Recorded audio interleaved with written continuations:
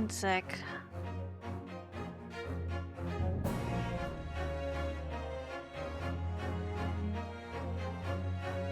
Okay, what happened? Oh yeah, we're in trial. We met the person we're defending. He's a little sassy, but I think that's the point. And we almost got... Well, we did. We almost got a guilty verdict, but we were able to change the jury's mind. By not doing it outright, but just pointing out, you know, contradictions. Which is just the game. That's the game. That's Ace Attorney. And now we're in the second round of the trial, I guess. Because we're listening to the actual... Or I don't know about actual, but like closer to the actual testimonies of these three guys on the stand. I forgot to put my glasses on. Hold on.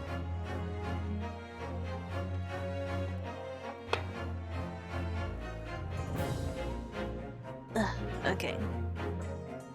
And then I have coffee and my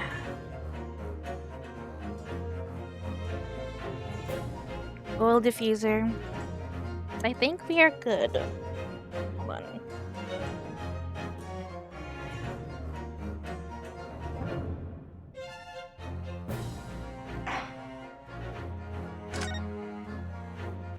Okay, it is part 2 of the trial.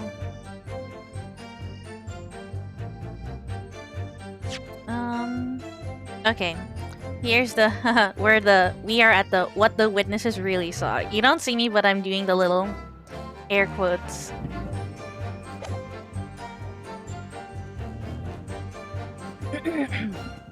There was blood on both hands of the assailant. I sincerely and distinctly remember that.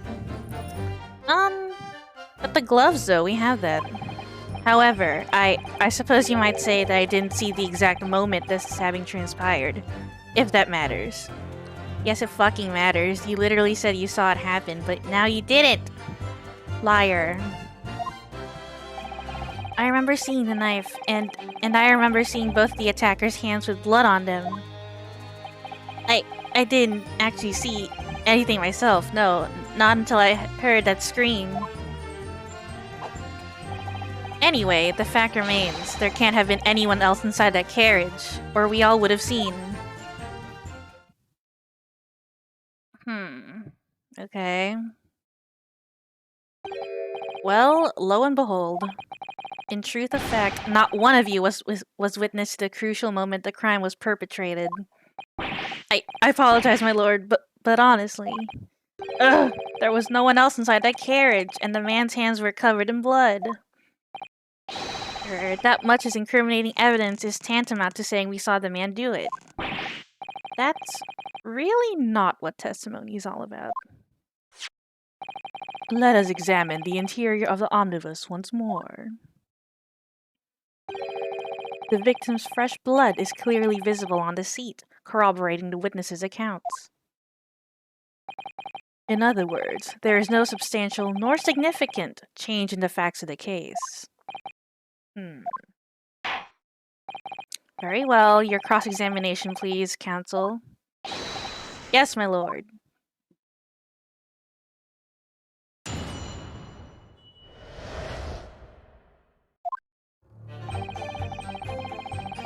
I only have one life left. Am I hecked if I keep pressing? Hold on, let me save.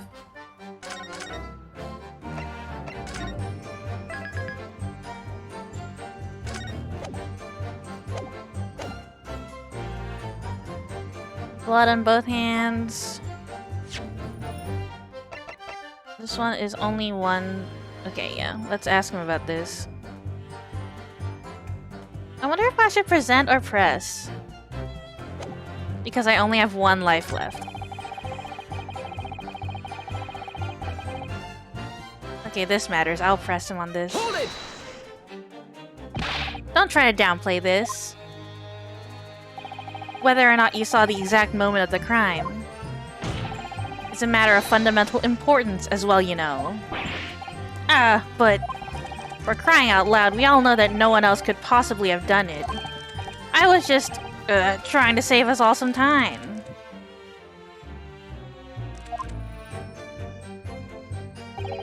You have a loan of 20 guineas outstanding with the defendant, do you not? Had you hoped to release yourself from that financial burden by ensuring the defendant was found guilty? Well, that's not entirely not what I was hoping for. I just lost a little guinea, or 10 when I backed the wrong horse in the derby, that's all. I was going to win it all back. There's a fixture this weekend that's a sure thing. Ooh. Maybe stop gambling. A little guinea or 10. I'm a banker. No one bats an eye if I borrow a little spending money for the weekend. Oh! He literally just admitted to using the money from the bank.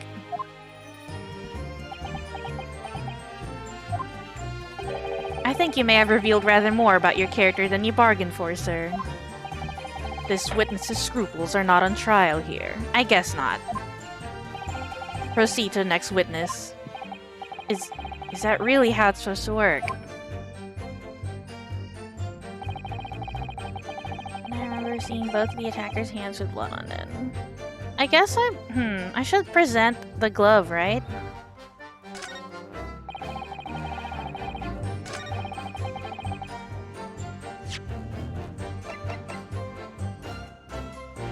Objection!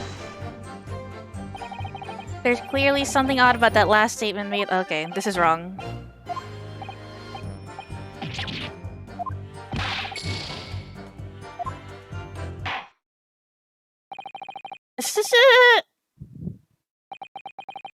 Shit. Okay. Let me load. Oh, this is treacherous.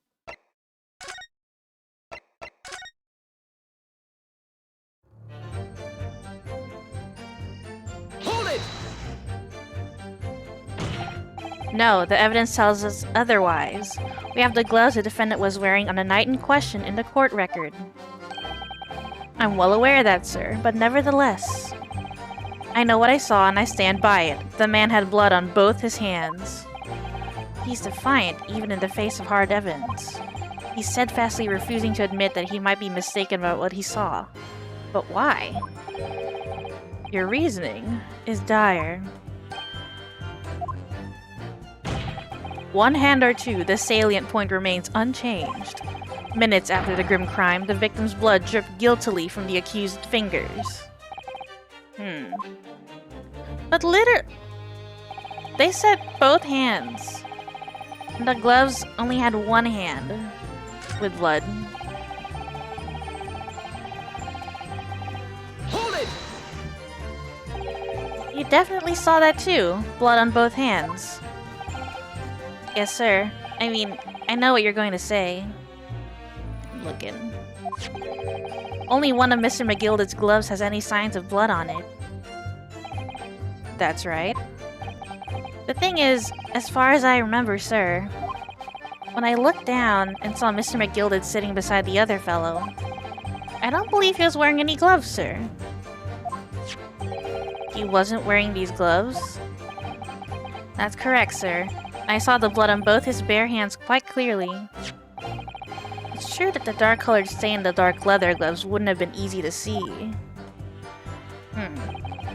I should point out that the police officer who apprehended the accused on the night in question reported that there was no trace of blood on Mr. McGilded's gloved hands. What? There wasn't blood on his hands? This is puzzling indeed. This must be significant somehow, I'm sure of it. Okay. Did I actually see anything? Not until I heard that scream. I don't think there's anything here, but we should probably press everything.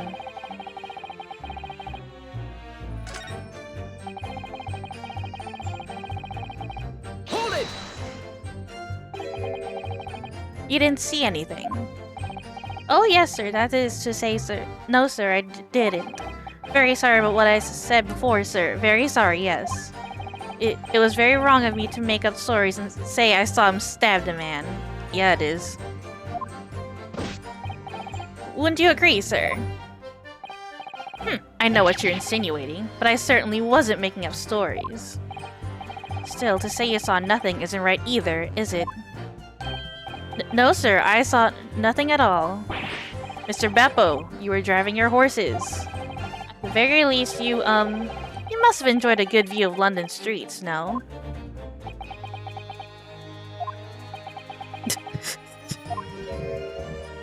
Oh, please, you didn't even see that. It was so cold at night, you see. It was all I could do to keep from passing out, sir. Yes, my head was fairly frozen solid, sorry to say, sir. It would seem prudent to avoid travel on the last omnibus service of London's cold winter nights. Beppo! Ah!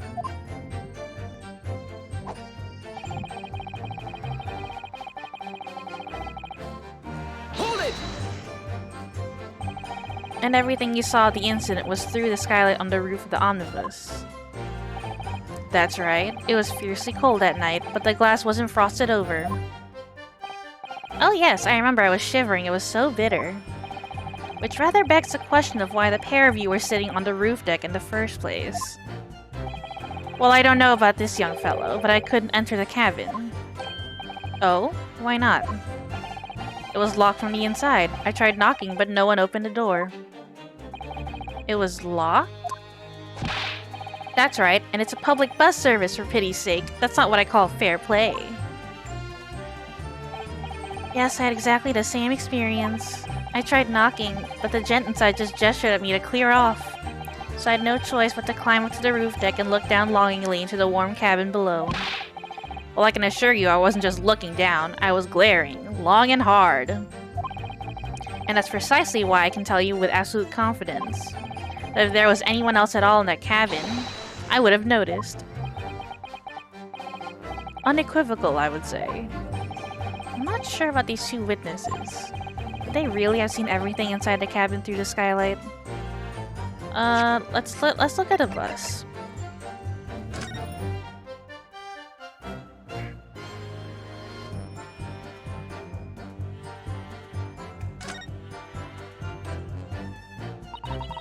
Roof deck.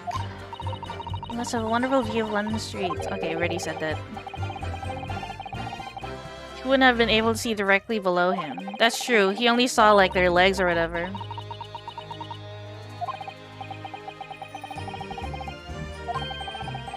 And I wonder, that other guy was like, that gent told us to shove off. So I'm like, who told you to shove off?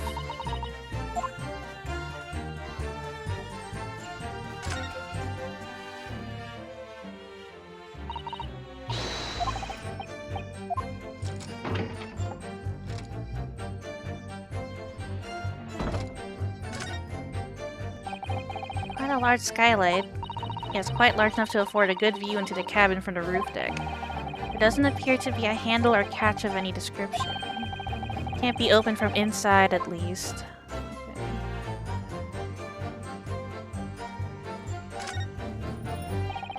The seat has a handle. Oh. Looks like all sorts of equipment that might be needed to keep the omnibus running. Feeding tubs, tools to repair wheels, blankets, horseshoeing tools. So it's a storage compartment for the coachman to keep his things, it seems. There doesn't seem to be any space for passengers to stow their luggage, that's for sure. Well, I don't imagine it would be very convenient for that purpose anyway. Is there one here? No, it's just this one. Oh, I wish I could see the picture where they saw the legs.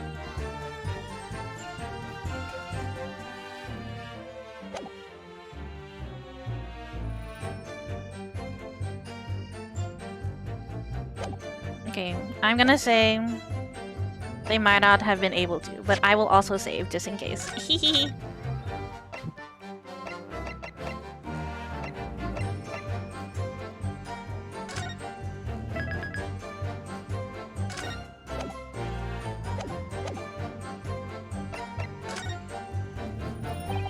Allow me to confirm one thing, Mr. Fairplay.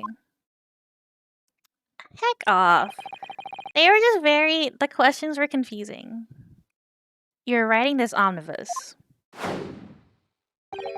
and witnessed the events in the cabin through the skylight on the floor of the upper deck. Is that right? That's right, yes. In that case, there is a portion of the cabin interior that would have been out of sight from you. What? By golly, really?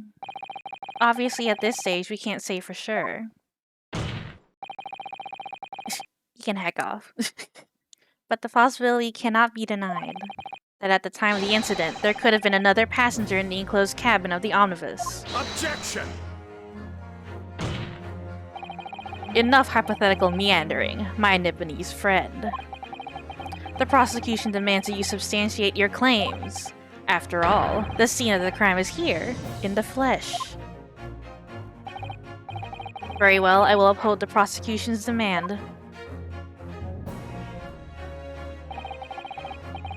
You'll identify the area on this cross-sectional plan of the omnibus. Where exactly in the omnibus are you suggesting that the potential extra passenger could have been situated? They could have been sitting here, which is where the luggage storage was. I hope it's right. I'm gonna save just in case. Unless it wants me to be, like, super specific.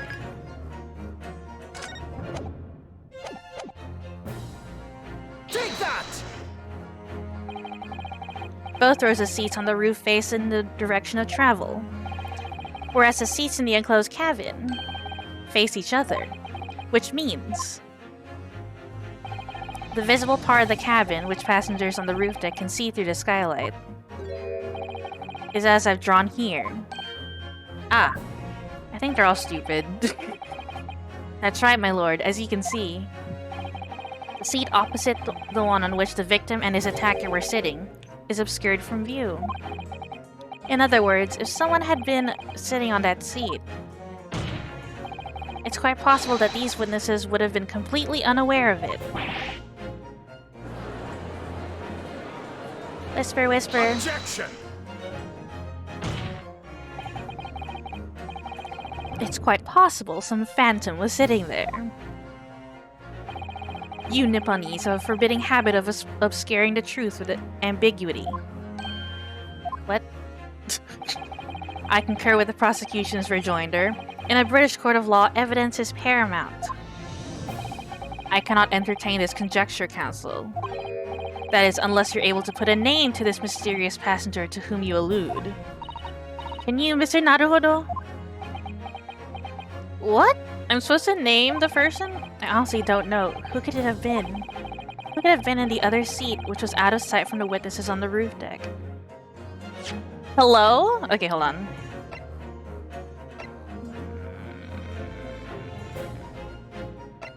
Let's look at the omnibus again.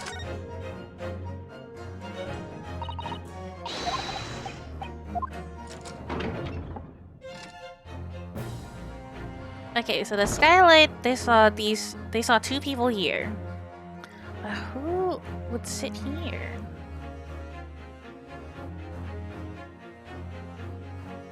Yeah, who the fuck?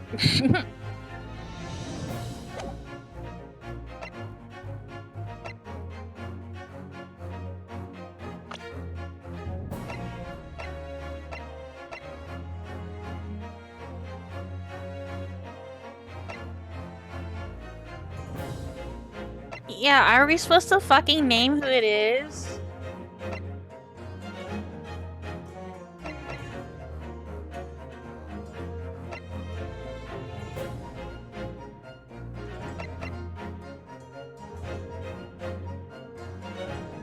Or maybe we're thinking Magnus was sitting there.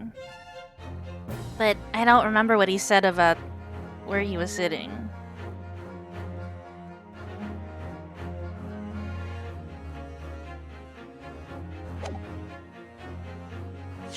Hold on. Maybe there's more. Hold on.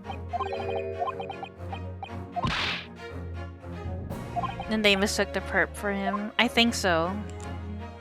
I think that's what we're alluding. Okay, we already got what we could from this.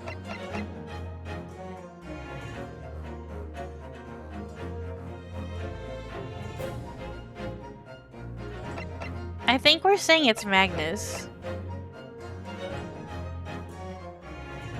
And then they mistook someone else sitting next to the victim.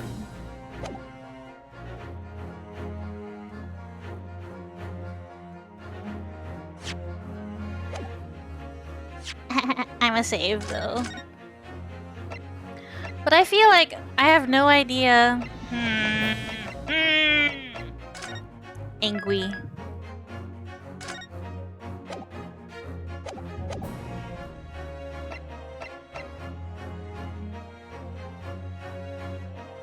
I wish I could see the old testimonies. Just it resets. Yeah.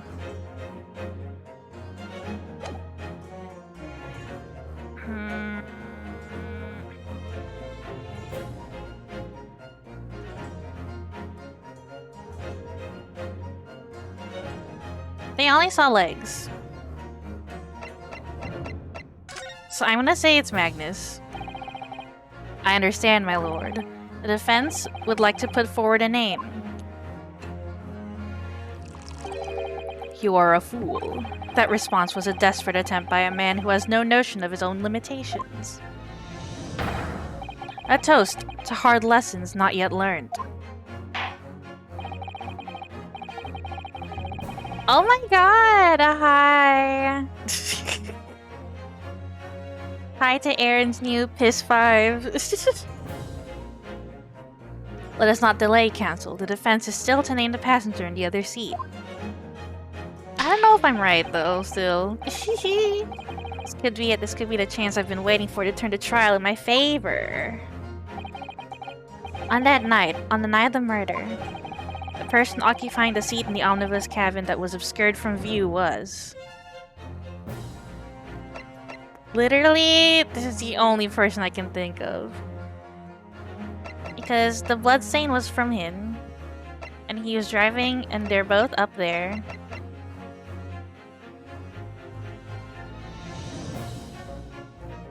I'm gonna save again, I'm scared. I only have one life left.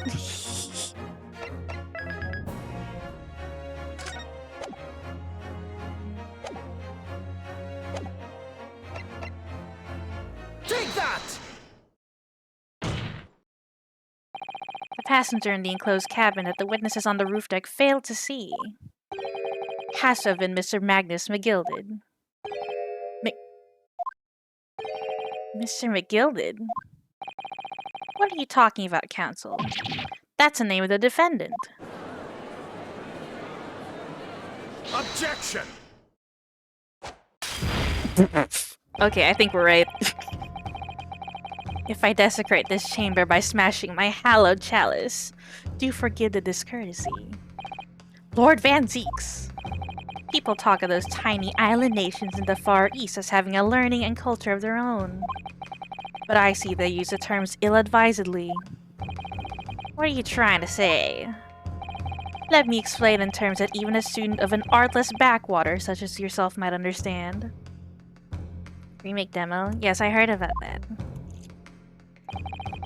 When the bloody scene unfolded, the victim and his assailant were sitting side by side. Multiple witnesses have attested to the fact. It's the very premise on which this case is built. Objection! But that premise may be wrong. What? If the victim really was sitting beside Mr. McGilded, it creates an inconsistency that can't be reconciled in any way. What inconsistency, Counsel? The defendant's gloves, my lord. Both witnesses made the same testimony. They claimed that there was blood on both hands of the person sitting next to the victim. Objection! Yet we know the truth to be otherwise. Only one glove bears the gory remains. Objection! The point is, even in the face of this irrefutable evidence, both witnesses have maintained their stance. I think Magnus tried to fucking pull the knife out. I mean, if he tried to run away, it'd be bad also.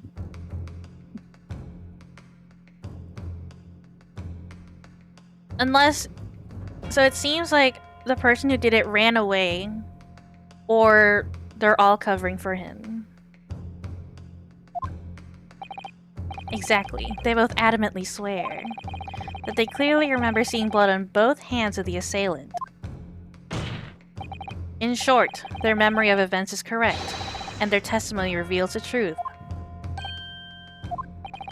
It was somebody else sitting beside the victim that night, a third party we have yet to identify. And the victim's blood was on that passenger's hands, both of them. Objection!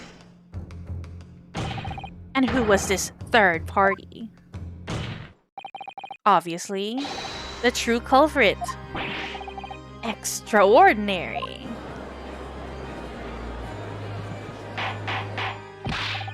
Ordar, ordar, ordar. What exactly are you postulating? Literally what I said. Objection! The defense's postulation is just that, nothing more than conjecture. The witnesses have clearly stated that they saw the accused. Objection! But when elaborating on his testimony, Mr. Fairplay said the two of them were wearing hats and I couldn't exactly make out their faces. Yes. The tops of their heads were obscured by the roof. I could see the rest of them, though. Yes, that's right. Both gents were most certainly hatted. Hatters do tend to notice such things, sir. And what particular styles of hat did the two gentlemen sport, Mr. First? I'm afraid I don't remember. And you call yourself a hatter? The style of hat makes no difference. There was no third passenger in that cabin. How can you be so sure? Because if there had been, the accused, Mr. McGilded, would undoubtedly have offered to depose the fact. I know, I'm like, the picture of them sitting next to each other, that is not Magnus. He is short as heck. And he has very ostentatious clothing. Unless, that is, you are proposing an even more preposterous explanation. That the accused failed to even notice the presence of the true culprit in the very cabin in which he traveled. Shit. Ah. I guess he would have said there was someone else in the cabin. Did we even... No, he said he fell asleep. And woke up and found him dead. He's right. If there is another person traveling in the enclosed cabin of the omnibus, it's inconceivable that Mr. McGilded would have been unaware of it. Ordar! There's clearly a simple solution to this problem. Bring the accused, Mr. McGilded, to the stand. Well, what say you, counsel? The prosecution objects, my lord. On what grounds? As a suspect, he will have already made a full statement to the police. But what if there's some reason why he's unable to speak freely? Yeah, that's what I was thinking. Someone must have gotten on. Magnus McGilded is no uneducated ruffian. If it indeed turns out the man has been withholding information, you can be sure it will have been a most deliberate act. Counsel for the defense, what is your opinion? My lord, should we ask Mr. McGilded to testify or not? We should. He must have forgotten something. Not on purpose, maybe. We don't have a choice, we need to. I'm gonna save again, hee hee.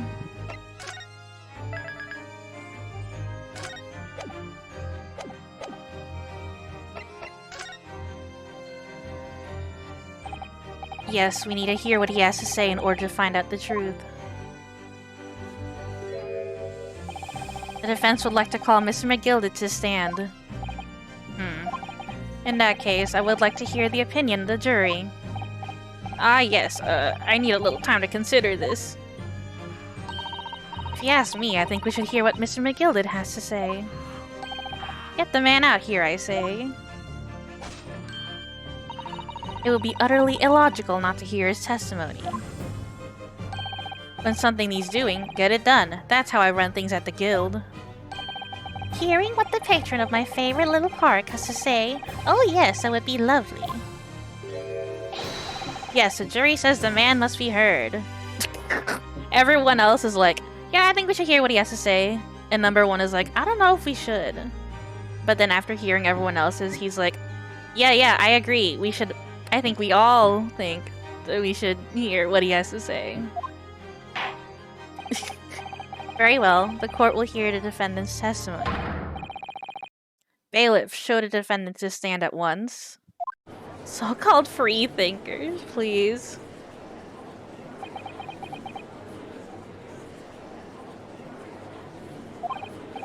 Now maybe what actually happened that night will finally become clear.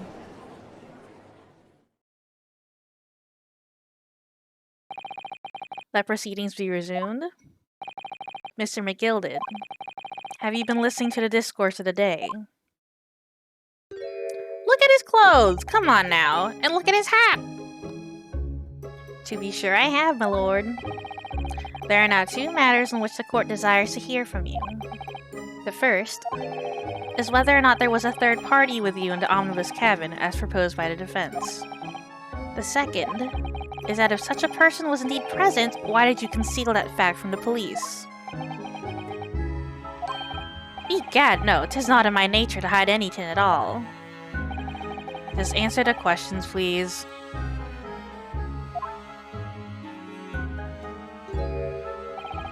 The truth of the matter is, I've been desperate about this all along. Do I tell yous all, or keep me mouth shut?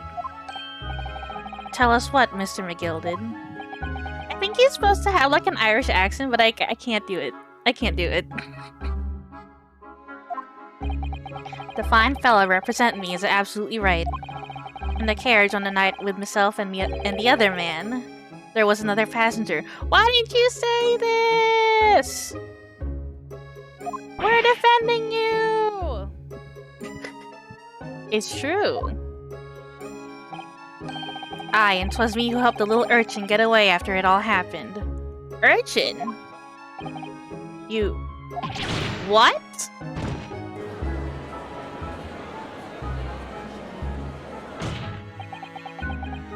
I was just a kid. No, Magnus McGilded. That convenient excuse can't save you now. I'm truly sorry, so I am, Lord Van Zeeks. I'm sure you'll be wanting to know why I said nothin' when I was taken in by the police. I do be having a very good reason, I assure you. Which was... Well, the little child was just in the wrong place at the wrong time, and not in any way involved, you see. What?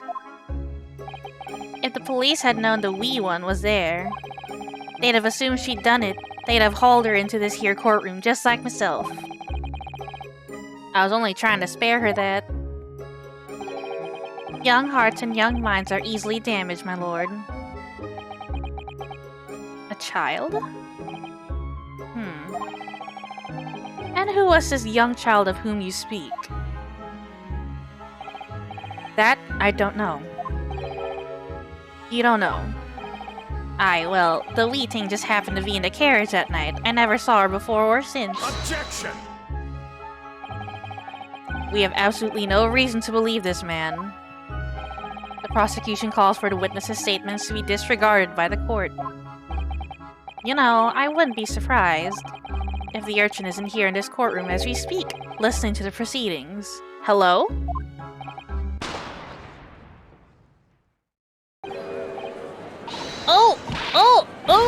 Oh god! What's going on? Careful, Mr. Naruhodo, cover your face! Bailiff, don't let the accused escape. Secure the omnibus. I hereby call an emergency recess. Bailiff, ensure the defendant is in custody and clear the courtroom. Oh god, this girly. Put a smoke bomb.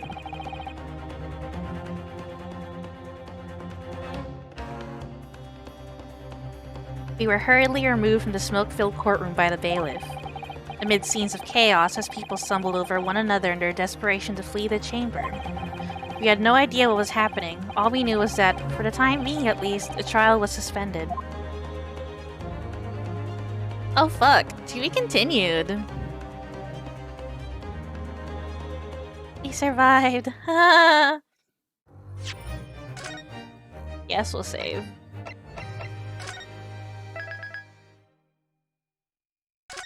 No, I think it will because court suspension. And when we go back, it'll be replenished. Hopefully. Heh.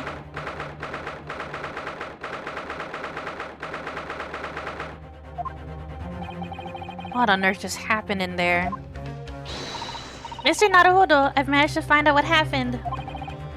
Mr. Sato, I was told it was an advanced form of smoke grenade, a type of exploding device that releases smoke. A smoke grenade? It sounds like the sort of thing ninjas use.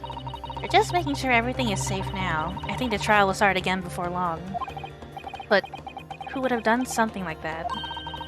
The police managed to catch someone who was trying to flee the courtroom, apparently. Flee the courtroom? Why? Well, it's a young girl of around 15, I hear. A young girl? Then could it be the other passenger that Mr. McGilded was just talking about? My thoughts exactly. So he wasn't lying. Oh, what's become of Mr. McGilded, actually? There's so many things I need to ask him about, but he's not here. I think he was summoned to the prosecutor's antechamber to answer questions. Without his lawyer? Let me in there. Along with the young girl. Who is she, I wonder? And what was she even doing here at the trial? She was taking a huge risk, and for what possible benefit to herself? There's another matter that's troubling me. What's that? The 20 pence. Oh, she's 15. We don't know a name, that's the thing. According to the coachman, Mr. Beffo, he took 4 passengers that night at a fare of 5 pence each. That comes to a total of 20 pence exactly. But now it seems there were in fact 5 passengers. Which means the figures don't seem to add up again. She's right. That is strange. Counsel for defense, kindly proceed to the courtroom. The trial will recommence in 5 minutes. Oh, thank you, officer. We'll go in straight away. Well, whoever she is, I imagine this young girl will be asked to take the stand and testify now. I really can't imagine what she's going to say, but it could alter the whole direction of the trial. We'll know soon enough, Mrs. Sato. Yes. Yeah. Who are you?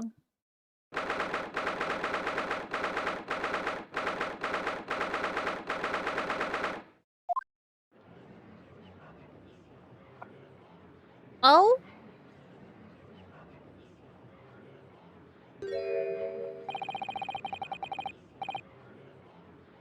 There's a young girl next to Mr. McGilded. Look. She must have been the one who caused the disturbance before. Well, after that rather eventful recess, the court will now resume the trial of Mr. Magnus McGilded. Now then, Lord Van Zeeks. My lord. I believe you have established the cause of the smoke which veiled proceedings earlier. It seems to have been an advanced form of smoke grenade, of the sort typically employed by the army. Good gracious, the army? What in the devil's name?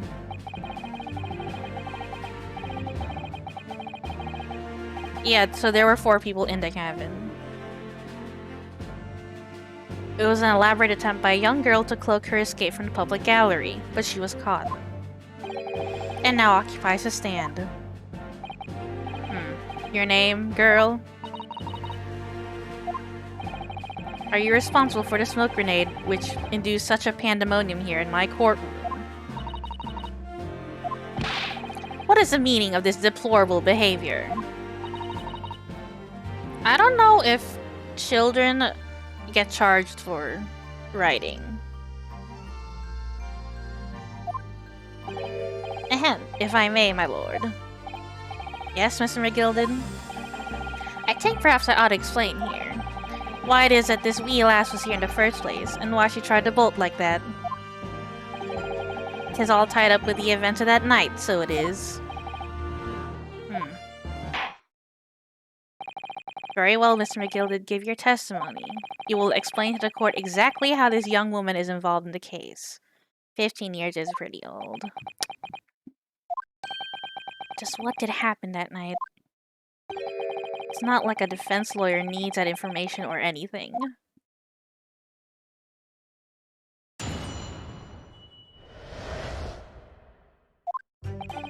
On the night in question, I took the back seat in the omnibus and promptly nodded off.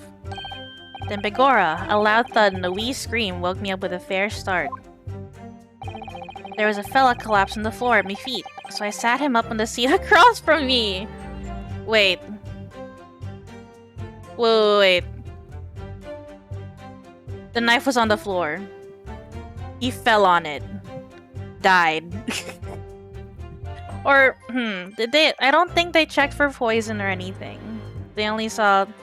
Wait. What is this thingy saying? Internal hemorrhaging as a result of a single stab wound to the abdomen. Was it an accident? And I turned to find out where that scream had come from. And bless my soul, what did I find? There was a child in there, all curled up in a ball, hiding her wee self away.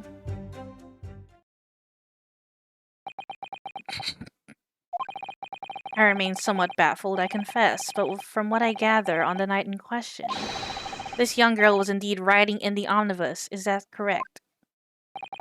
It is exactly as the defense counsel said. This last was the 5th passenger, my lord. So what's up with the fares? Beppo is covering for them. Very well. The defense may now cross-examine the witnesses. Are you ready, counsel? Yes, my lord. Or rather, no. I have no idea where to start.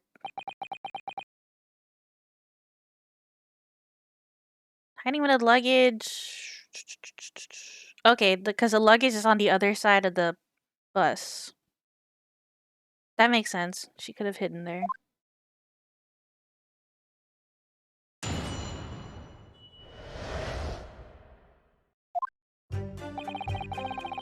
Took the back seat in omnibus and promptly nodded off. But he was sitting on the storage. I don't know how she could have gotten out of there.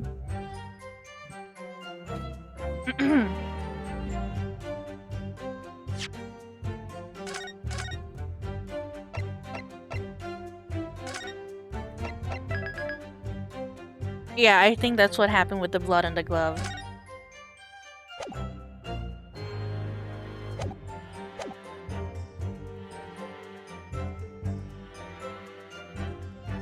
I don't know, because it seems they didn't... The 3 people, or the 2 people looking through the skylight didn't see Mr. McGilded haul his body up from the floor. They just saw the other guy with blood in his hands. And the knife sticking out or something? So I think they're all in on it. Hold it! And when he first got into the omnibus, were there any other passengers already on board?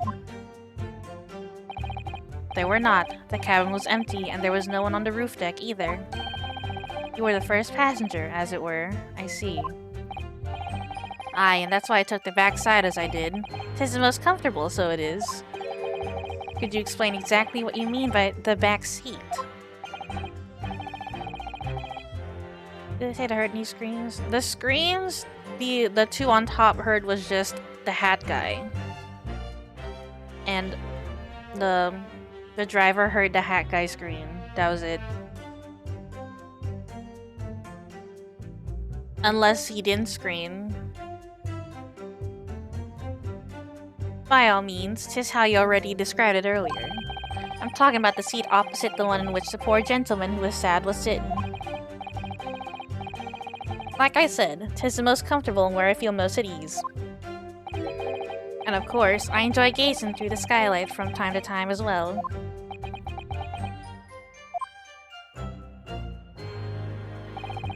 Oh!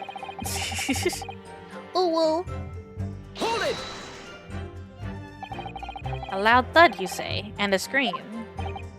Aye, that's right. How can I explain it? So it's like the sound of someone falling to the ground. That sort of noise. So you think it was the sound of Mr. Mason falling to the floor having been stabbed? Well now, you'll remember I was asleep at the time, so I wouldn't like to say. When the sound woke me and I opened my eyes, there wasn't a soul to be seen in the carriage but the fell on the floor. You didn't see anyone. But at the same moment, you did hear a scream. Ah, from the seats above you on the roof deck, I presume. Not above me, no, my lord. This was from inside the cabin. There was no blood on the floor. But I wasn't altogether thinking about the scream. No, I was too stunned by the desperate sight before me eyes. So the thud was just the body falling? So he was stabbed and then fell, woke him up, was righted up.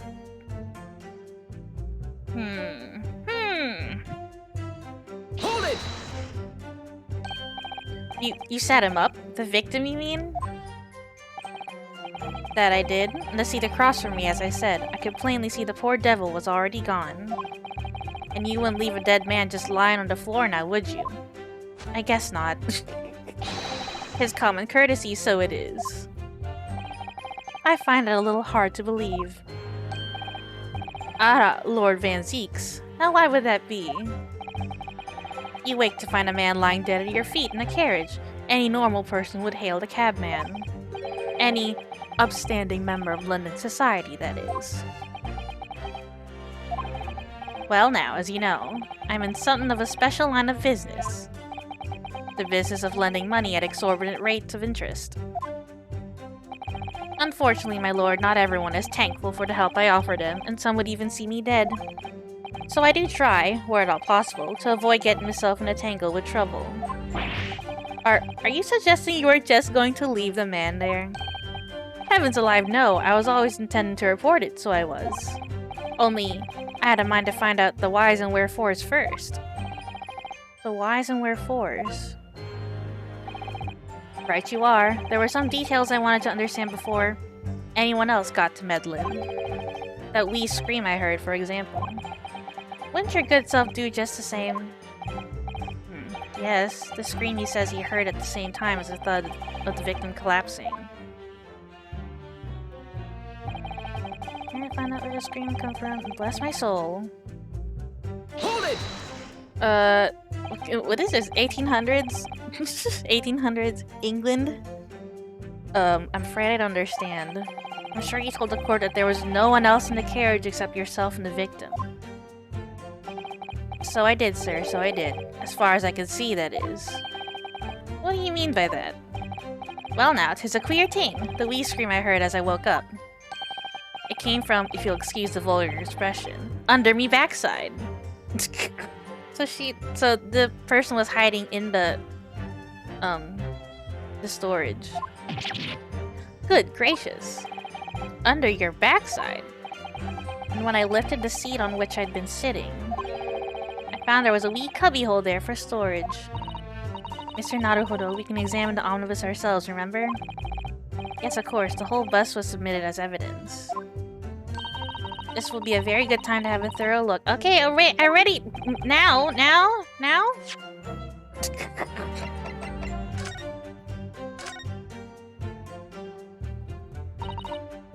Yeah. I never know when to do it. Oh wait, there is blood on the floor.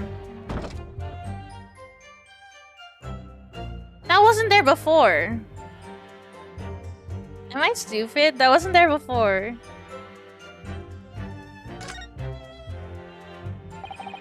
That's blood, isn't it? Is something wrong? Oh, it's just... Well, this blood stain is so obvious, that's all. And yet Van Zeeks has made no mention of it. I suppose that does seem a little strange. Why do I have such a bad feeling about this? Might have been there before. No fucking way. I looked around this cabin. Unless someone added it before the fucking smoke grenade.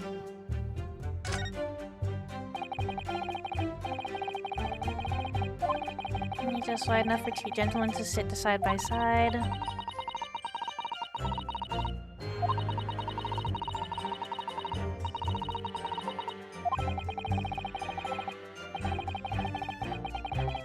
Women's clothes are very impractical, aren't they?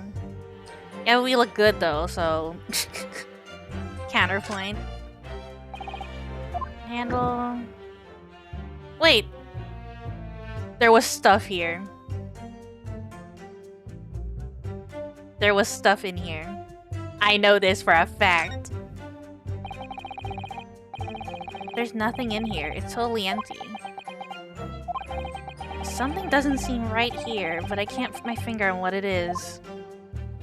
Oh my god, they messed with the crime scene.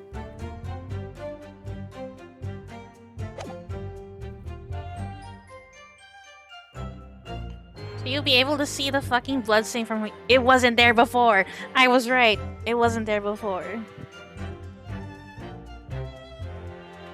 The fashion isn't worth losing function. Steam Deck is so big, I don't know if you could.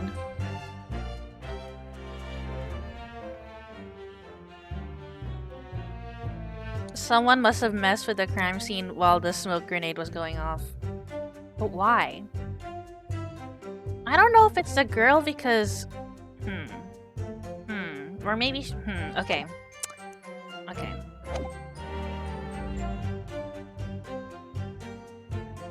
And that's when I found her.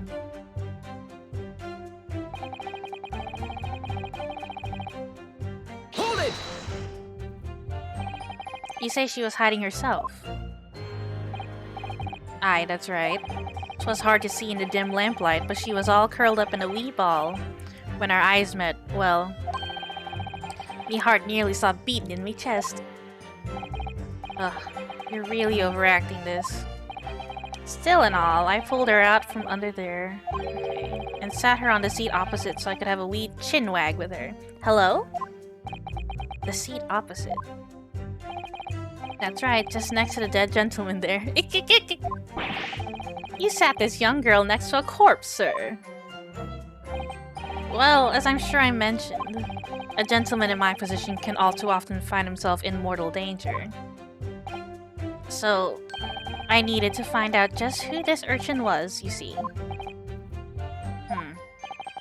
And while I was in the middle of talking with her, I heard another scream. A fella's voice this time. Okay, so what they saw was, they saw her sitting right next to the victim.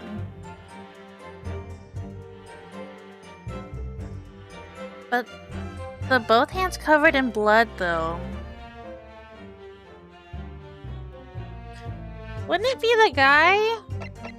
Oh, shit, I can't look at his hands.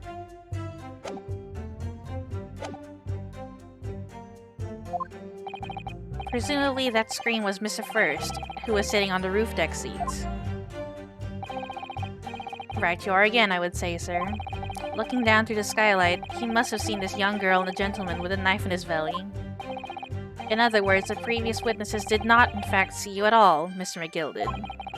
What they believed to be yourself and the victim was in fact this girl and the late Mr. Mason. Aye, my lord. I was, as I think everyone understands now, sat at the back of the carriage, out of sight. But the hat, well, the hat covered their faces. It is certainly plausible. The defendant is somewhat diminutive in stature, and readily confused perhaps with this young girl. After that, of course, with the scream from the gentleman over us, the driver realized something was wrong and pulled up the horses. Okay. Thank you, I've heard enough. The events as explained are as clear in my mind. However, at least one conundrum remains. Who is the girl?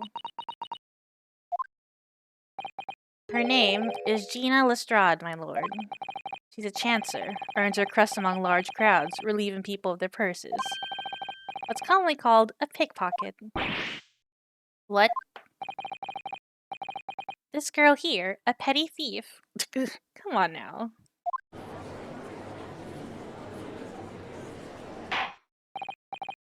Order! Is this true, Miss Lestrade? Miss Lestrade, you will answer the question. Whoa! How dare you? What is the meaning of this? Oh, she's gone. Ah, the girl. She's gone. Open your eyes. I'm over here. Good gracious, how? You didn't look over? What was the point in that little sidestep? I know what you lot are thinking. Grown-ups are all the same. This dirty little dipper, you'll say, slipped up and got caught in the job. She got herself back into a corner, so she knifed a gent. Go on, that's what's in your heads, ain't it? No, not at all. This is a court of law. We're here to determine the truth, not cast...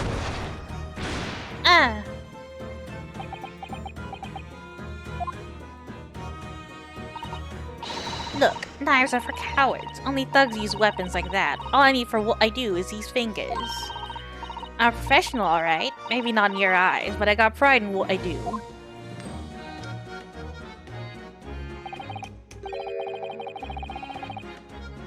There was no blood on the floor before. I was right. I was right. Let me guess, you don't count smoke guns among weapons for thugs. Oh, this? Yeah, this was in the bag I lifted the other day, down where they keep the four-wheel drags. It's nice, ain't it? I like the pink vest. Ah, do not wave that thing in my direction again. So, you admit that you were riding the omnibus on the night in question.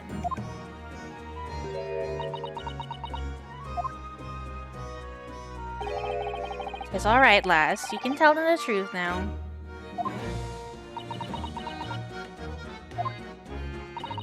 Alright, yeah. It's just like the Irishman said. The court accepts this girl, Miss Gina Lestrade, as a valid and significant witness in this case.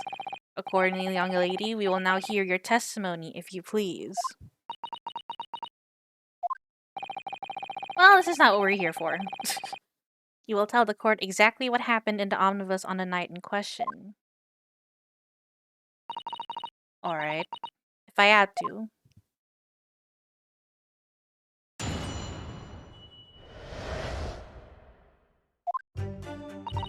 So I snuck inside the carriage before they looked up the horses, just like always. Looked up the horses. But it was a right old waste of time. I got nothing to show for me troubles that night. I'll tell ya, you can't see a blind thing in that hiding place. It's pitch in there. I think it might have been an accident or one of the people up top. I don't know. Then after a while, I heard this all bang. Nearly jumped out my skin, I did. And the scream just came out. It's because of that, this swell found me. He did help me get away, mind. Yes, he let you go. I fail to understand why you would let this street urchin go, Mr. McGilded. Oh, 'tis simplicity itself, my lord. You see, she couldn't possibly have killed the other passenger. I knew that for a fact. How? I think it's like 30 bucks. As I'm sure I said before, sir. She was in the fucking storage. I was sitting right on top of the place where she was hiding herself. I think a demonstration is called for. This is where I was sat that night. And the cubby hole of which you have spoken is underneath the seat, I presume.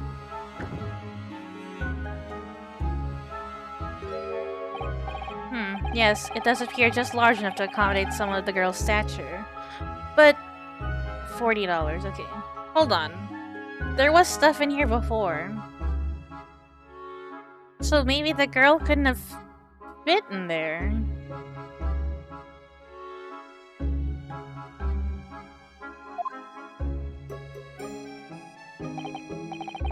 Aye, but of course the wheel ass was stuck in there. Because I had parked myself on a seat for the duration. Ah. So you see, that's why I let the last bolt. But why would they take out the stuff? Because there was stuff in there. I knew that if the police found her there, they'd automatically assume she'd done it. But I couldn't live with myself if a young life was ruined when all the time I knew she was innocent. Even though you must have realized your action would result in your own innocence being called into question. I don't know if they took it out, but it was there before the smoke bomb, and now after the smoke bomb, it's not there anymore. Like when the blood was added. Not at all, my lord, not at all. I knew in my own heart that I was innocent. So I thought it was worth taking a punt on my own good name for the sake of this less fortunate lass. My goodness. What a perfect gentleman. My lord. This fine example of a man cannot possibly be guilty of a heinous crime like this. Oh wow, everyone's just like, wow. I'm ashamed of myself for ever doubting you, sir.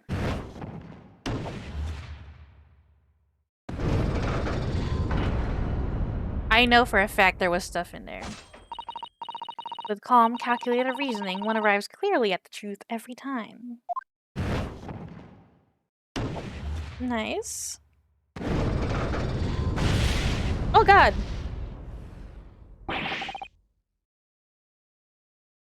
Saints alive! All 6 members of the jury consensual in their leaning to a verdict of not guilty? Mr. Naruhodo, this... Well, it must mean... It must mean what? That we're victorious! We've... won? Are you sure? Objection! Oop. Oh god, leg! If the sight of my iron-heeled Wellington offends, pray do forgive the discourtesy.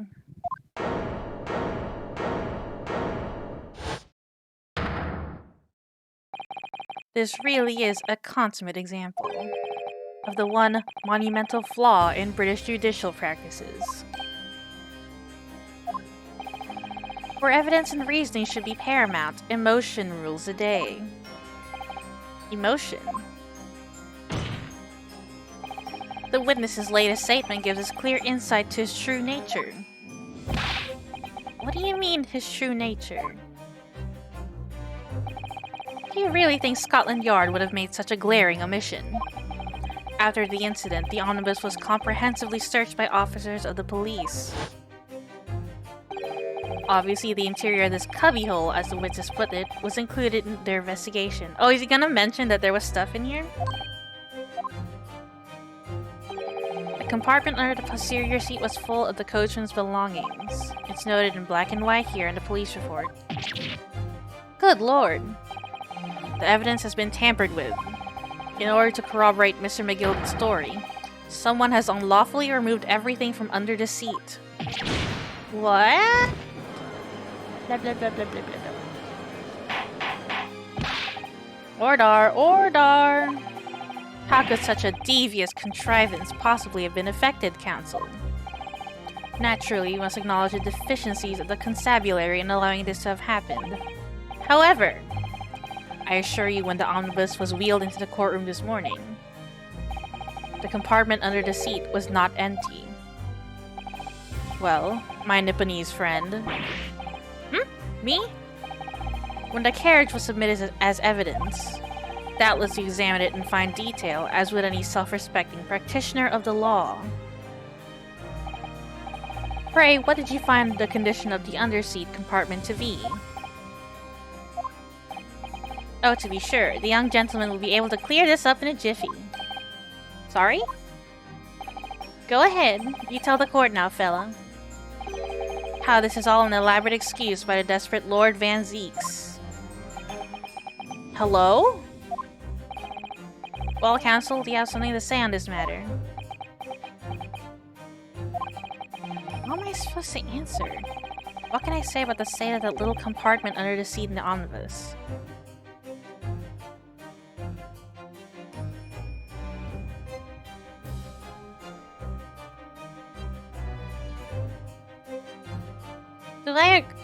Cause it wasn't empty. He was right. But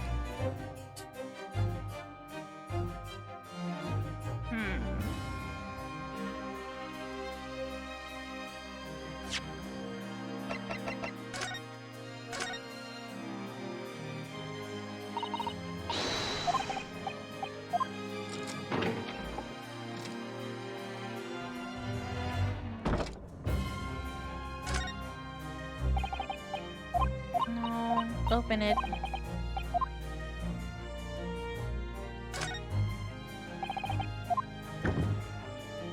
Let me see what they said about it.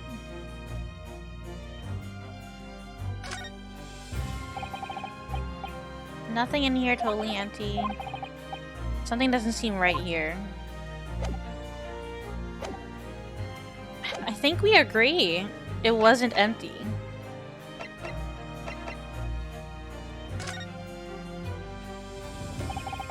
I really don't know if giving this answer is helping my cause as counsel for the defense. But as far as I remember at least, when I first examined the compartment, I'm fairly certain there were a number of articles inside it, yes. Are you sure, counsel? Be whist. Whist? What are you saying now, you daft daw? I thought you were on my side here. This isn't looking good for you, sir.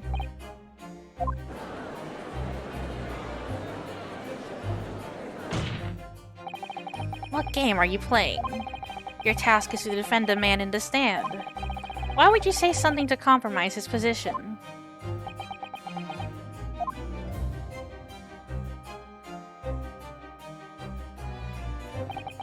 As the advocate for the defense in this trial, I confess I'm still not entirely sure where I stand, but it seems to me that I should state what facts I do know as clearly and honestly as possible.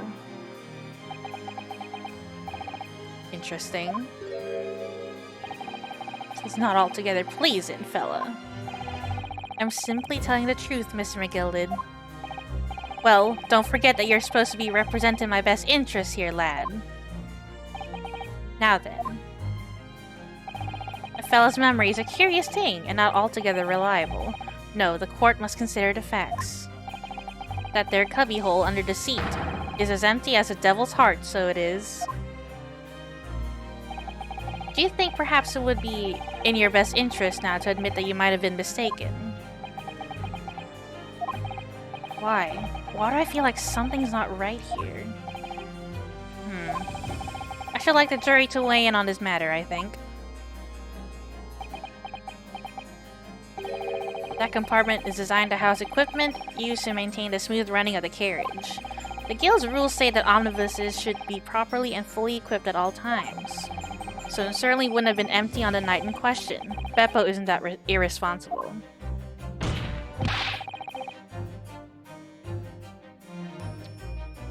That money-lending fleecer and the pickpurse are lying. Wait, what?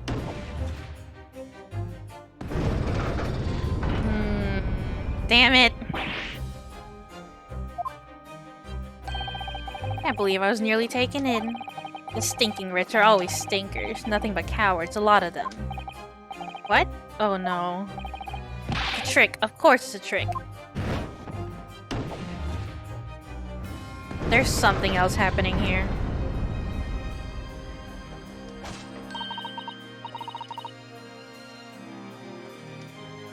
Quite so. I must concur here.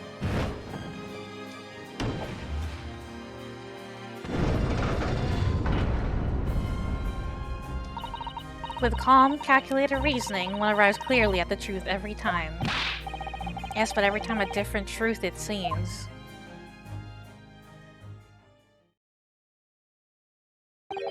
My lord, I humbly exhibit the scales of justice. Clearly, a verdict of not guilty at this time would be wholly inappropriate. Thank you, counsel. But before we proceed any further, there is the matter of the outstanding cross-examination. Counsel for the defense, begin your questioning of the witness, please. Yes, my lord. What just happened? The whole balance of the trial just shifted almost beyond recognition. The Reaper of the Valley is at work, it would seem.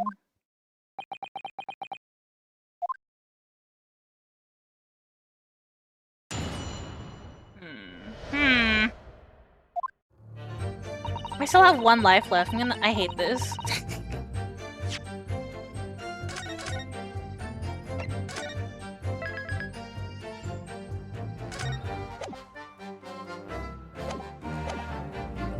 Hold it! So you were already in the omnibus before it even set off on its run. Well, yeah, I mean, what's the point of spending a Joey to make a few bob, eh? That's a rum idea, innit? I suppose she means there's no point spending money to make money. It actually makes sense. Counsel, may I remind you that this girl is a petty thief. Kindly refrain from entertaining her tenants. Well, that does clear up a little mystery of the fares and all. 4 paying passengers of 5 pence apiece, making the 20 to which the cabman testified. And 1 little scapegrace riding for free. The red conk of a driver always goes for some grub before his last run, see? So that's when I slip into the carriage and get myself hidden under a seat. Nice and easy, right? But your hiding place is a storage compartment, full of equipment for the coach. No?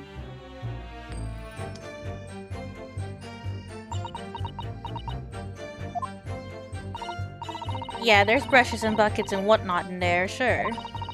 Always chuck all that out and cram it in a corner somewhere. No one ever seems to bother much.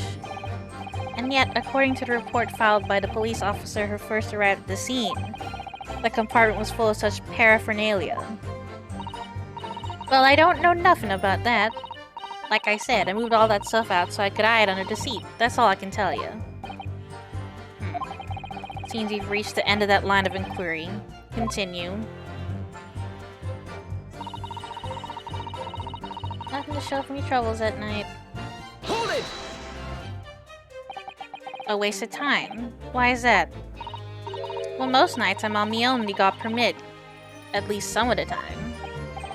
I beg your pardon. Did you say God permit? Oh yeah, well, that's what my kind call it. You'd say the omnibus, I suppose.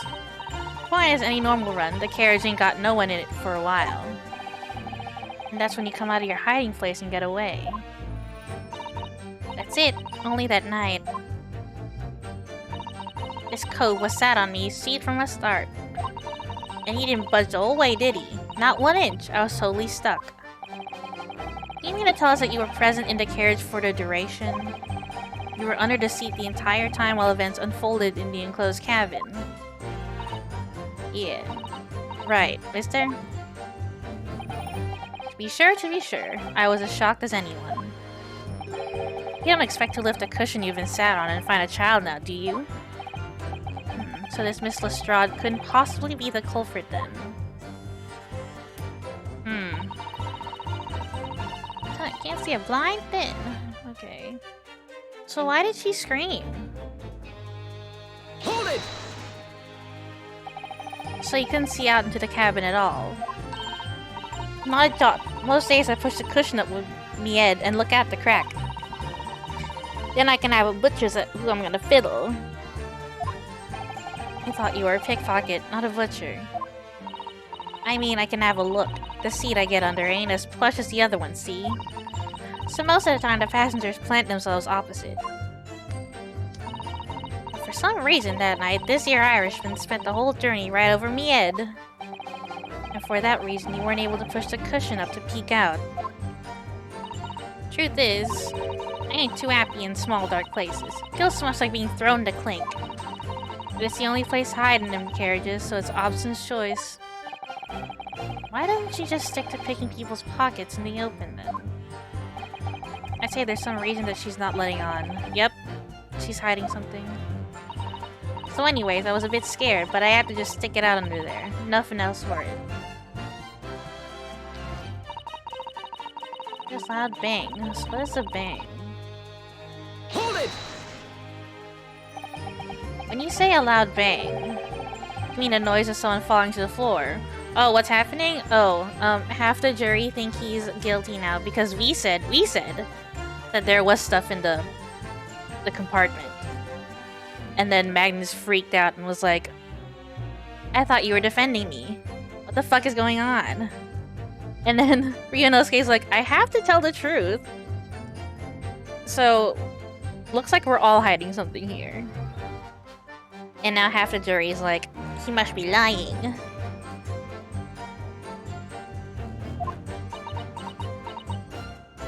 And so now we're just cross-examining their testimony. Could have been, I suppose. I don't remember so well. Point is, it made me jump. And you let out a scream involuntarily. That's right. And then I felt the cushion over me head get lighter all of a sudden. Presumably when the defendant got up in order to help the victim, yes. Or not. It could equally have been the moment the accused stood in order to stab his victim, could it not? Well, girl, did you see what happened at that crucial moment? Yeah, I saw it. I pushed up the cushion at a quick butcher's while I had the chance, didn't I? I remember sitting up the book with a fallen on the floor on the seat opposite. Not just Mr. McGilda's account, of course. But then, the fella suddenly turns around and looks right at me. I sunk back down again, but it was too late by then. I should never have risked looking. Slow family, they let me get away, mind. Hold it! And when Mr. McGilda discovered you, he pulled you out from your hiding place. Baron von Zeeks or something. How scared stiff I was. He dragged me out and sat me down the seat and all. Next to the victim, Mr. Mason. Yeah, the bloke had a knife in his guts. He was still bleeding. And the carriage lurched a bit, and he ended up falling onto me. Oh god! Ugh, how awful. Both me hands got covered in blood. Oh! It made me feel sick as a dog.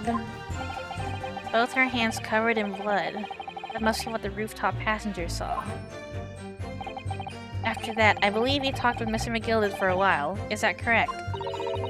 He asked me some stuff. Wanted to know me name and what I was up to and that.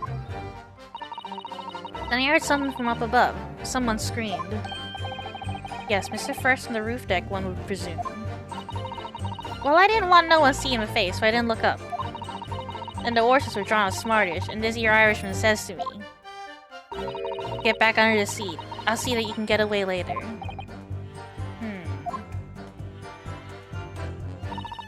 All 6 members of the jury had decided the defendant was innocent. For one brief, shining moment, yes. It's clear that they are all still very unsure. We could just find some conclusive piece of evidence among this new testimony. Okay. Niggling feeling. Something's bothering me. I just can't quite put my finger on it. Okay, there's something I need to present.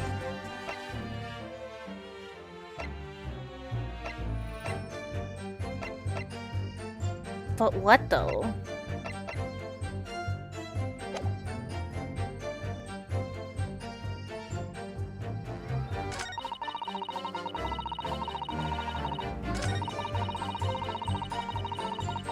Can't see a line thing that I had in place. Bang, nearly jumped out my skin.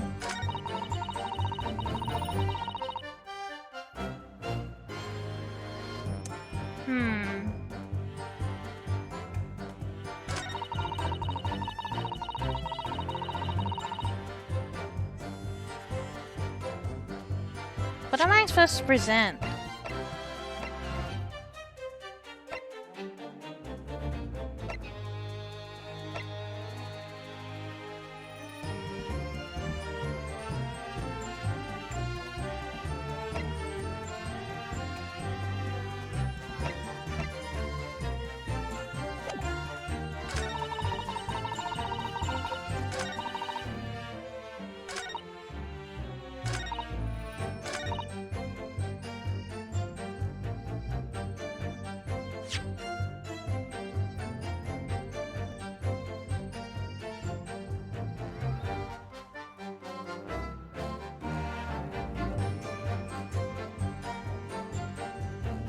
I want to press them on what they're talking about in the carriage.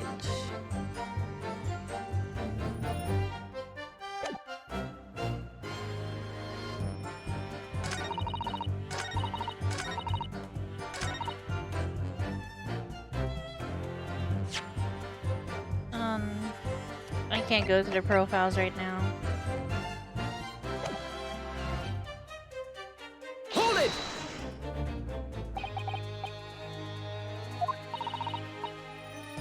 Excuse me. Oops, I didn't mean to do that.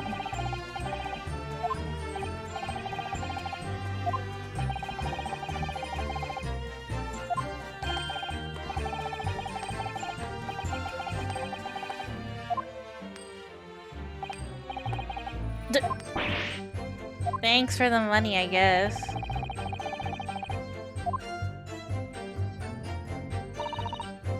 Shoot.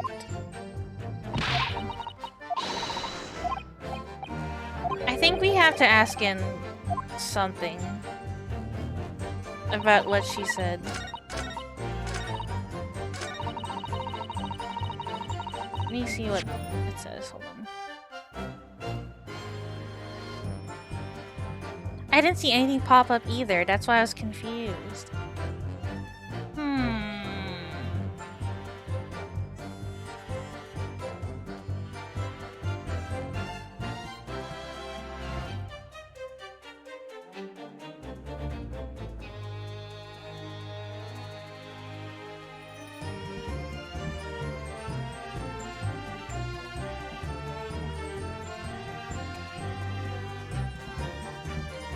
I wish I could ask him about the evidence.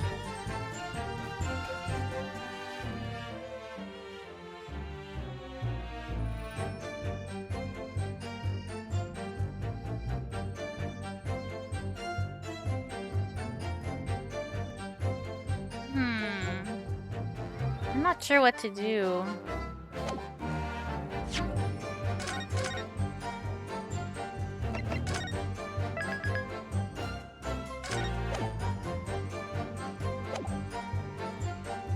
She got blood in her hands because she was sat right next to the victim.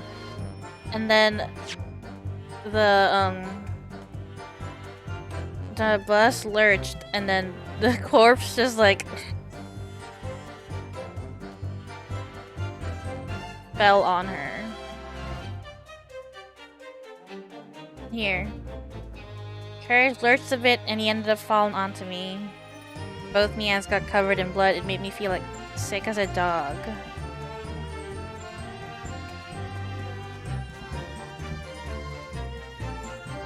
Maybe there was something and I missed it. Hold on. Hold it!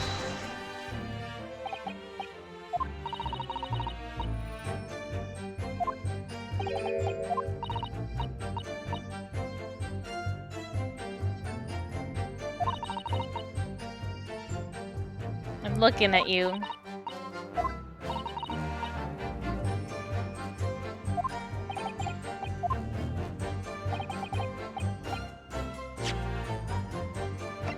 Okay, I can't present anything while we're talking to them.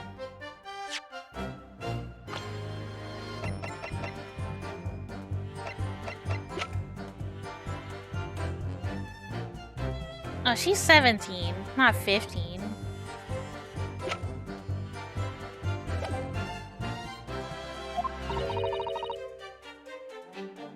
Man, he has a good poker face.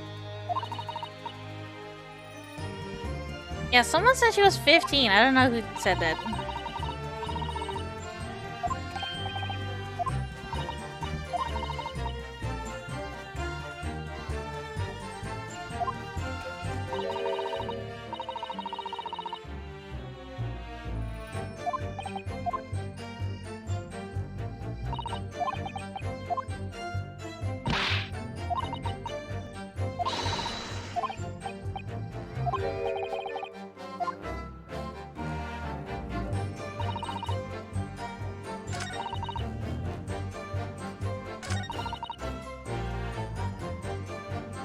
Can't see a blind thing in that hiding place. It's pitch in there.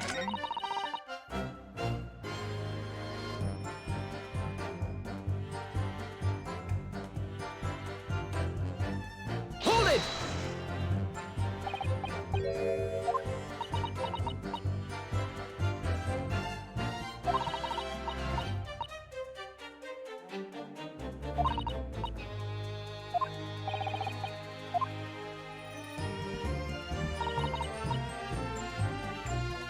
Yeah, I'm...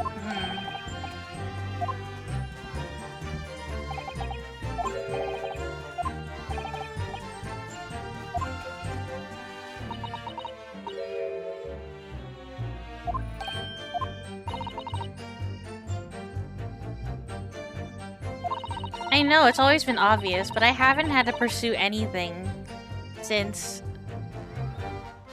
the first case, I think?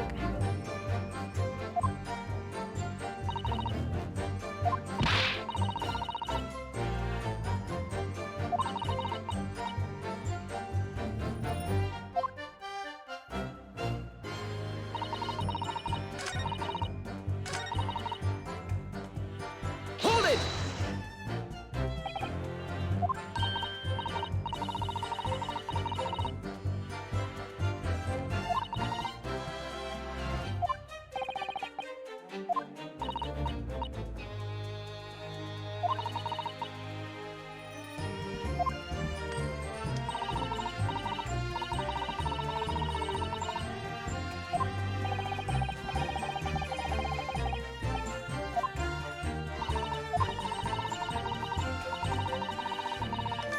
Well, no. Oh!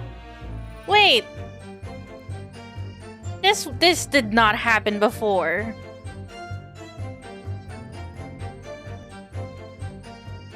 Oh my god. Excuse me. Is something wrong, Mr. McGilded? Oh, I do apologize. Was there something the matter, Counsel? Just wondering if Miss Lestrade's last comment made something occur to you, perhaps. It only no, it showed up, like, right before I switched views. Ugh, I'm gonna have to look at the recording. I'm annoyed.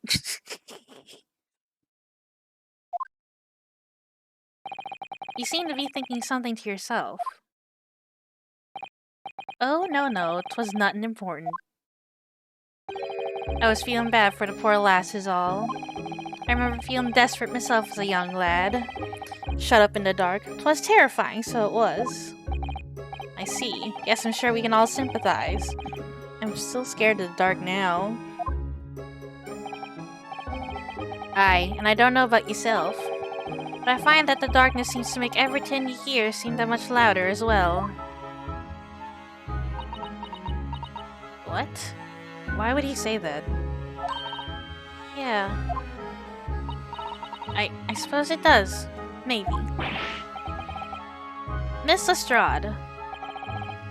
Did you hear something that night? Anything? An unusual noise, perhaps?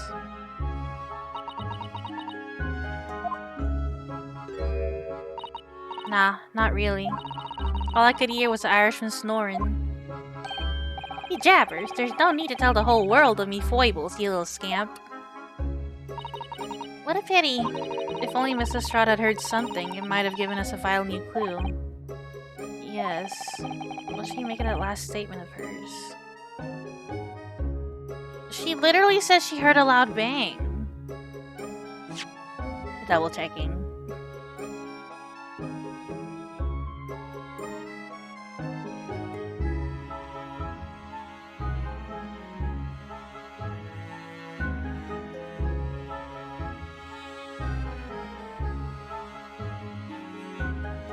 Yes, she heard something. It's profoundly important. My lord, I believe the statement just made by the witness is profoundly important. Profoundly important? But all she said was that she heard nothing. Yes, which is the profoundly important point. I'm almost sure of it. I'm almost sure that I don't understand the inner workings of your Eastern Mind Council. Nevertheless. Miss Gina Lestrade, you will supplement your formal testimony by repeating that last statement, please. What? Supplement? What are you on about? Don't give me all your fancy talk. I know what you're trying to do. Well, it won't work on me. That's right. Insult the judge. Always a good move. Strain my ears to work out what was going on, but all I could hear was snoring. Hold it! Alright. So you were straining to hear what was happening the entire time, since the moment you hid yourself. Not exactly, no. Sorry? Well, there was no one in the cabin to start with. I could just push the cushion up and have a butcher's to see what was what. Then, when I saw this swell getting on, I got me head down so he didn't notice me. And Mr. McGilded sat on the seat under which you were hiding, correct? Yeah, what you Adam and Eve it, eh? What a mug. His face. Oh! I don't think that's a reaction, a thing to press, though. So then all I could do was listen. I was waiting to jump out of there as soon as I heard him leave, see? But Woody, not likely. Even though we stopped here and there, and I never heard the door open. So I just had to stay put and listen to him driving his pigs to market, snoring like an old dog he was. Wait, what? You didn't hear the door open? Are there any conclusions we can draw from that, I wonder? It doesn't add up. Miss Lestrade, what you have just told the court is clearly at odds with the facts. Ah, at odds? Are you sure, man? Absolutely. It seems my learned Nipponese friend is not as dull-witted as I feared. So Van Zeeks realized it too.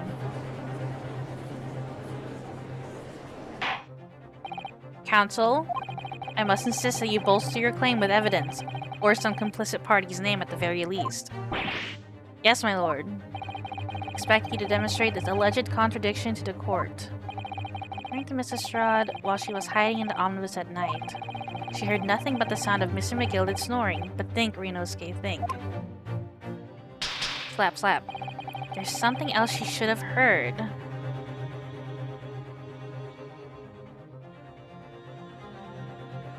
Something else she should have heard.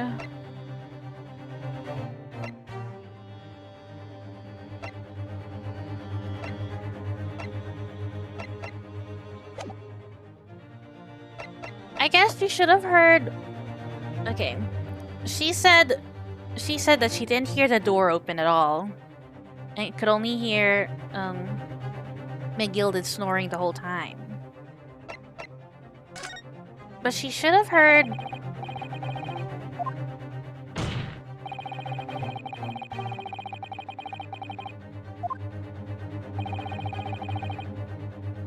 She should have heard Mason. Yeah, I'm gonna save. Should have heard Mason get on. Especially since they were stopping places. If not Mason, maybe first. Why first? Screaming? No. First was screaming after when he saw the hands covered in blood. So she was out of the compartment by then.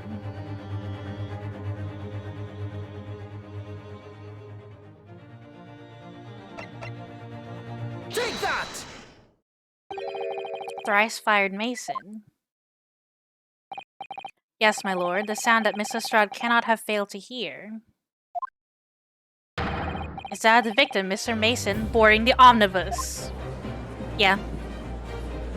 But she didn't see that, or she didn't hear that for some reason. Ordar, explain your reasoning, counsel. Miss Lestrade, allow me to confirm something. You claimed earlier that you were the first person on board the omnibus, is that correct? Yeah, of course there was. I got on while the driver was in the pub, didn't I? And the next person to board the omnibus was Mr. McGilded. That it was. Not a soul was in the cabin when I climbed aboard. At least, not in plain sight. So you were, to all intents and purposes, alone in the enclosed cabin of the omnibus at that time. Did I not just say as much? I wasn't traveling with anyone else, if that's what you mean. Yeah, I saw him get on, remember? Through the crack under the seat cushion. He was on his own for sure. And from what we've heard, the carriage made a number of stops after that on its onward journey. During which time did you not hear the door opening or closing at all? Nah, I never heard it. That's exactly what I was listening for, weren't I? Or weren't it? Waiting for the swell to leave. In which case, when and how did the victim end up in the carriage? Ah. We know that the victim collapsed inside the enclosed cabin of the omnibus. Therefore, Miss Lestrade's statement about what she did or did not hear is at odds with the facts.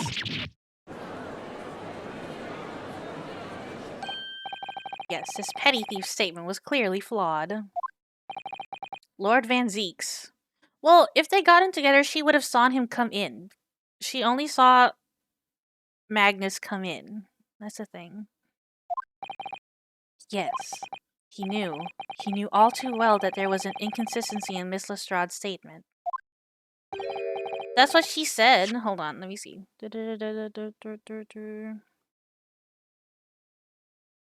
Yeah, I saw him get on, remember, through the crack under the seat cushion. Is what she said. Why is he laughing? I am scared. It would seem words of thanks are in order for my learned friend. What are you talking about? You have demonstrated matters impeccably. This witness and her colorful statements are entirely unreliable. Her words are convenient untruths, nothing more. That's not what I mean, but okay. That's not what I wanted to prove.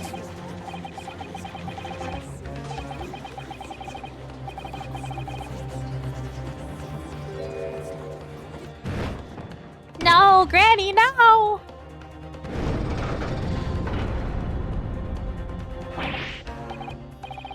She didn't even say anything. I didn't want to judge the dear little knight just because she has some rather naughty ways. But I must say,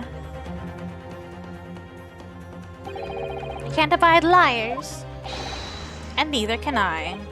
But Mr. Foreman, I didn't want to judge the girl just because she has some less than salubrious ways.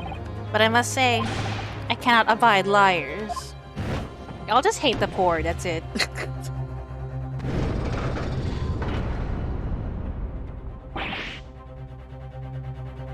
Ugh. Mr. Naruhodo, that's 5 jury members leaning towards guilty.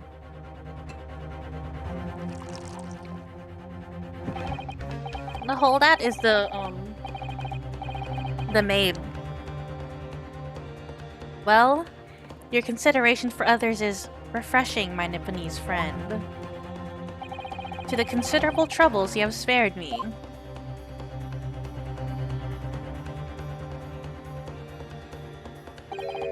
Yes, very refreshing.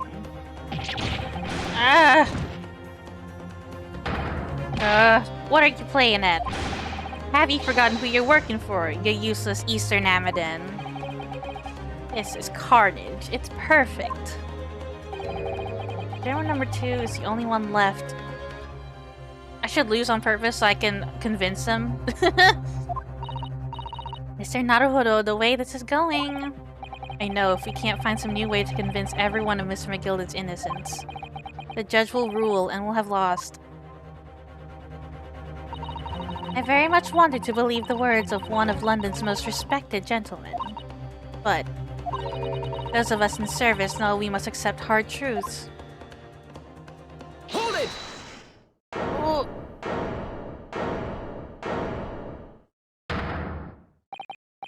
Yes, the witness's last statement seems to have revealed a critical inconsistency in her story. However, if we consider the possibility that her statement is in fact the truth, it may shed an entirely new light on this whole case. What are you saying?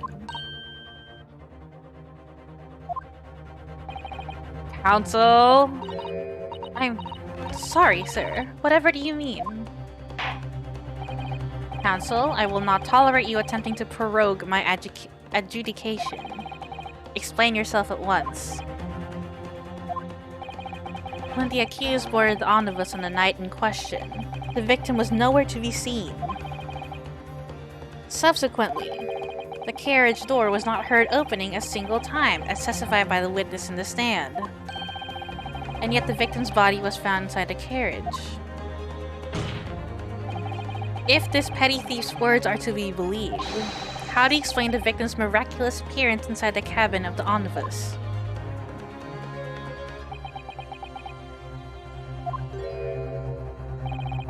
There's only one way to explain how the victim came to be inside the carriage.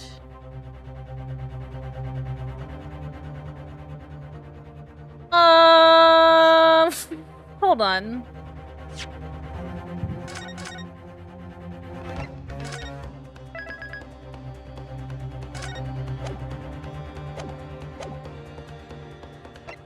This is what I'm thinking too. Put there after he died.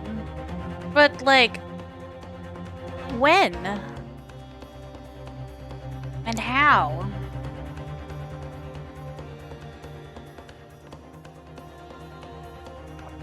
There's another entrance. The skylight can't be opened.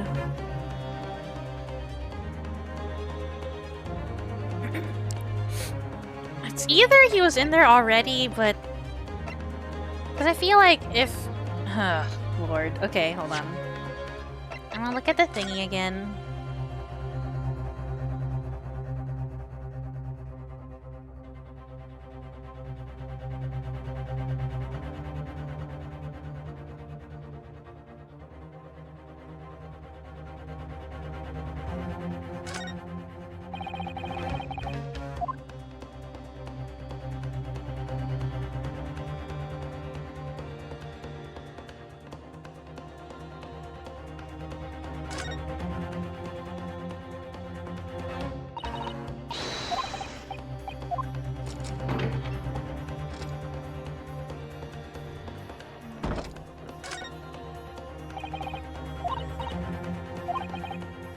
No handle.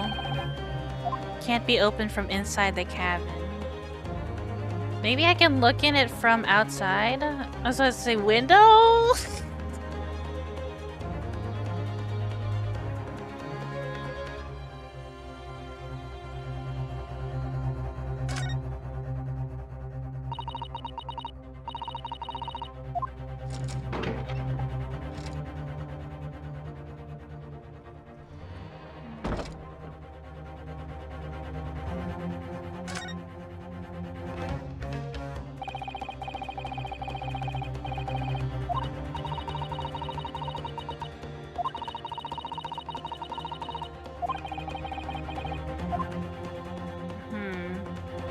Okay, so there is no other entrance. Windows do not give us anything. I was trying to see if there's like a little hatch underneath. But I don't think that's right. So it can't be other entrance. It's either he was in there already or he was put there after he died.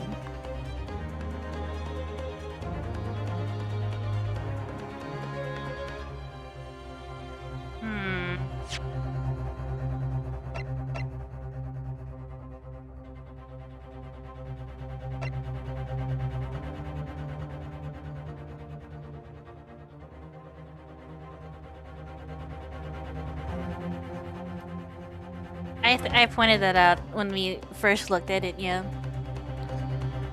I don't...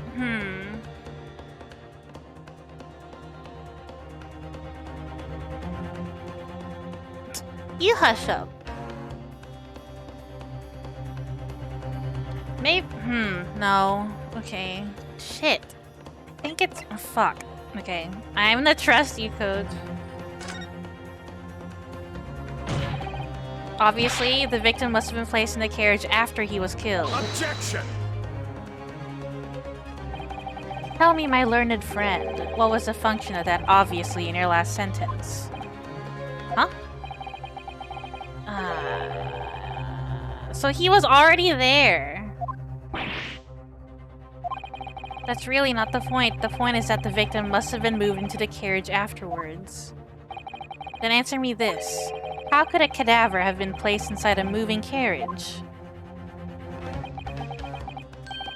Well, obvious. Okay. Alright. You led me astray. Which one was it? 47.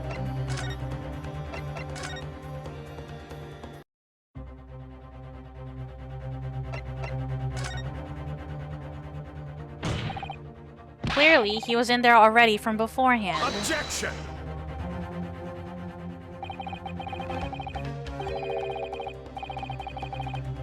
Wait, so there's another entrance?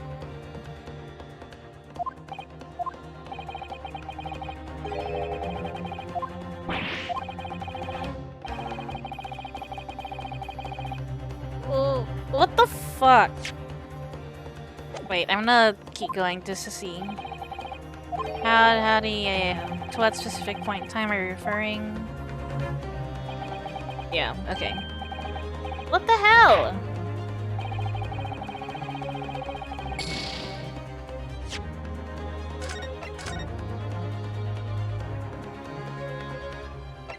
Yeah, I hate it. I hate it here!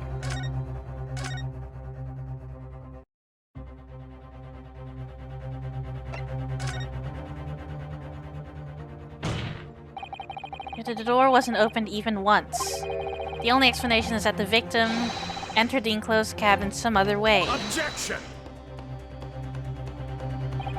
I wondered what new fantasy you would come up with in your blind panic. But behold, the omnibus is here for all to see. Only one side of the enclosed cabin is furnished with a door, the other has only windows.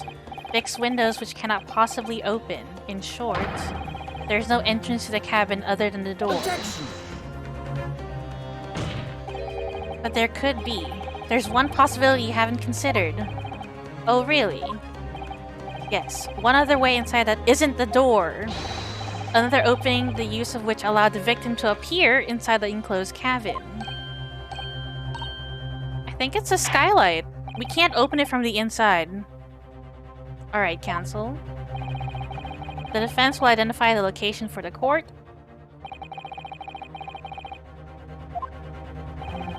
Where on earth is entrance? I'm gonna save again!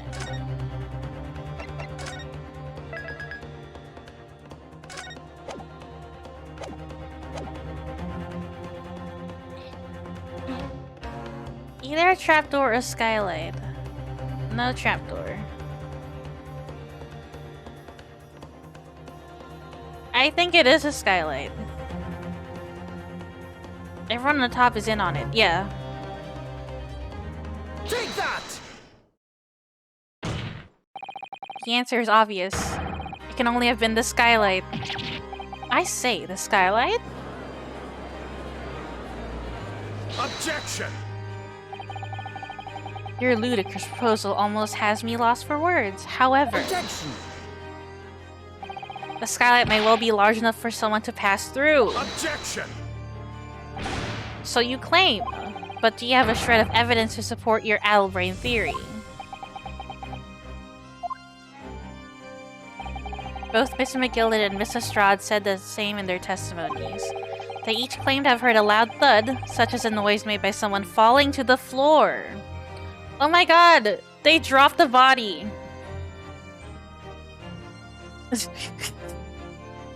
Literally just opened the skylight! Yes, which has already been explained as the sound of the victim falling from his seat having been assaulted with a dagger. Yes, it has, but would a man slipping from the seat onto the floor really have made such a loud noise as the witnesses describe? A noise loud enough to cause Miss Lestrade to let out an involuntary cry, in fact. Good gracious. That's what it seems like. Perhaps, in fact, that was the moment that the victim made his entrance into the cabin. No, let me rephrase that. The victim didn't enter the cabin as such. He fell into it. Objection! You're now suggesting that the victim fell from the skylight into the cabin. That's simply impossible. How can you be so sure? The victim owed money, and one of the other guys owed money too. Because if the victim had fallen inside through the skylight, as you say, the passengers on the roof deck would have seen it happen. And yet, not one person made mention of such events in their testimony. Well, yes, that's true, but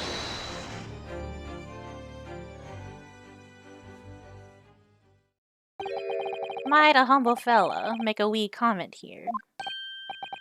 Mr. McGilded? To be sure now, the two fellas who were sat on the roof that testified afore said nothing of the victim falling through the skylight. But it seems to me, my lord, that 'tis not so much a case of them not saying, but... Aye.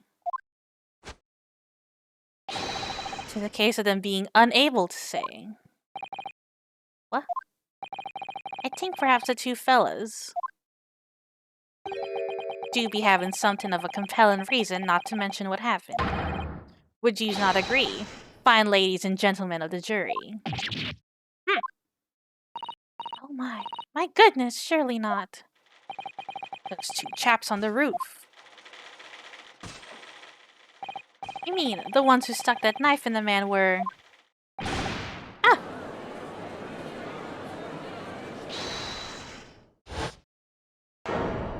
Oh. Just what exactly are you insinuating here, you blitherer? You rotter, he said. You rotter. What are you insinuating? What the fuck are you doing?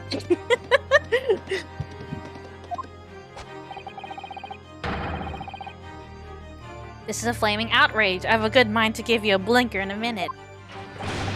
He'll give you a shiner in a minute, he said, and so will I. Mr. Fairplay. You're effectively accusing me, a city gentleman and well-respected banker. And me, a very angry hatter. Suggesting that someone like me could have stabbed that man in the guts. It's a disgrace. It's scandalous. It's... I protest. I protest in the strongest possible terms. That's right, I protest too. About you, you rotten scoundrel.